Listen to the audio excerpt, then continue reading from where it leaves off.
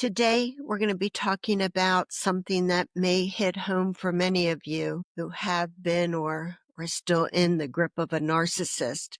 Those false, baseless, those accusations that seem to come out of nowhere and yet hit you right where it hurts. Hi, I'm Kyle Hackley, attorney and author of Undercurrent, where we follow Annie's journey through narcissistic abuse and beyond. While Annie's story takes us through our conversations, she's not just one person. Annie represents anyone who has lived through narcissistic abuse, and she embodies the countless individuals whose voices have been silenced and whose stories have been overshadowed by manipulation and control. Through this podcast, we want to give Annie and all she represents a platform to be heard, understood, and supported.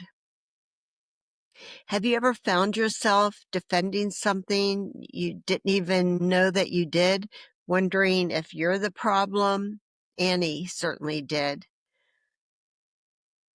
I'm always saying that narcissists are masters of manipulation, but they are also masters of projection. They'll accuse you of the very things that they're doing themselves. Now, it might sound something like this. Oh, you're so secretive. You lie all of the time. You're trying to make me look bad. But these accusations aren't based on reality. They're based on control. Accusation becomes a tool, a way to throw you off balance. It's a way to make you defend yourself instead of seeing what's really going on. Sometimes it's not even as bold. It's subtle. You don't remember, do you? You're always so dramatic. You need help. This is where it might be helpful to pause just a moment and draw a distinction, because you might be wondering, what's the difference between all of this and gaslighting?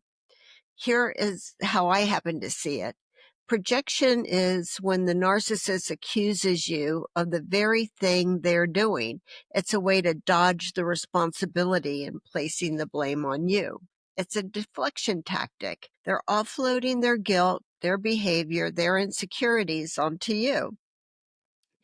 False accusations are just part of that strategy. They're statements designed to put you on the defensive, to provoke you, to shape the narrative to their advantage. Gaslighting takes all that a step further when the narcissist actually works to distort your sense of reality. They say things like, that never happened. You're imagining things. You're crazy. Why would I do that? The goal with gaslighting isn't just to blame you. It's to make you doubt your memory, your instincts, and even your sanity. It's about erasing your memory, your perception, and even your identity until you don't have the ability to trust yourself. So while projection and false accusations shift the blame, gaslighting is just a full attack on your reality, and sometimes are used together. Here's what the accusations do. They wear you down. They make you doubt your instincts. They may make you feel like you have to explain and justify everything that you're saying. Pretty soon, you just stop trusting yourself. And that's right there is what the narcissist wants. They want the upper hand, because when you see things clearly, when you trust yourself, they lose their control over you. Let me share a moment from Annie's story that shows this in action. There's a scene where Annie gets into the car with her husband, Santino. He's very upset for no apparent reason. He speeds up, slams on the brake, and Annie's head hits the dash. Of course, she starts to bleed. And what does Santino say? Not going to believe this. You're bleeding in my car, and I don't want my car to get messed up because of you. Of course, he's the one who caused the injury, and he blames her. That's projection. And when Annie wants to get help, what does he tell her? patch it up with duct tape. You're too stupid to know how to ride in my car properly. I'm not helping you. And this is how projection works. They hurt you, then blame you, not just to avoid accountability, but to make you believe you deserve it. How wild is that? The projection is not just psychological, it's strategic. Santino writes history in real time to protect his image, and he uses Annie as a scapegoat. So what do you do when the narcissist accuses you of something completely false, unfair, or twisted? I think that the first thing to remember, and I know how exceptionally hard this is, you need to try to remember that you don't have to defend yourself. You don't have to justify, explain, or prove anything to them.